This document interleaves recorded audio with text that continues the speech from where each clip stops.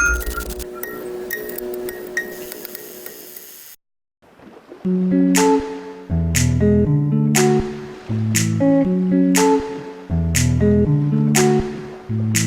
zany tsika tamin'ny 20 taona 20 taona tany nanongonana mamitantely be dia be tany ivelany dia tratra zany tsika tratra le ambarigota teoriana tratra nisy nanao osika zany le mpanondrana na tsy mafemifepetra le mpanondrana dia najanona zany le fanondranana dia amin'izao fotoana izao zany efa mivaza zavatra zay fa zany resaka ambargo dia afaka manondrana tsika dia efa mila condition fotsiny zany le izy dia efa manomboka zany zao fanondranana tantely amin'izao fotoana izao fa le ahondrana zany zao mbola tsy tena betsaka. Zay moa zany zao manangona ohatrany hoe amin'izay toerana misy tantely eto Madagasikara zany ezahana ho isy karazany maro zany le tantely azo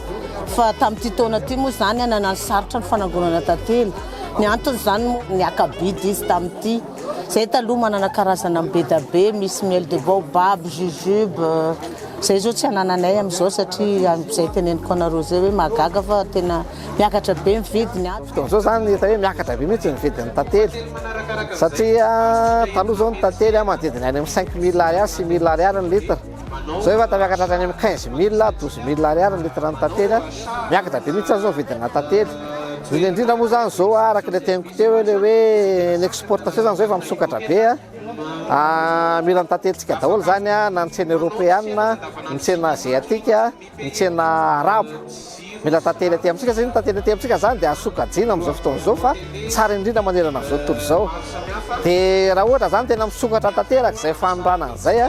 mety tafiakatra ambony be zany vidin'io mamitantely io fa ny tena olana ihany koa zany zao dia resaka environnement fa ny tontolo iainana zany satria amin'izao fotoana izao zany efa rikitra tanteraka ny ala nefa ny ala zany ny zava-maniry ny tena fotom-piveloman'ny tantely.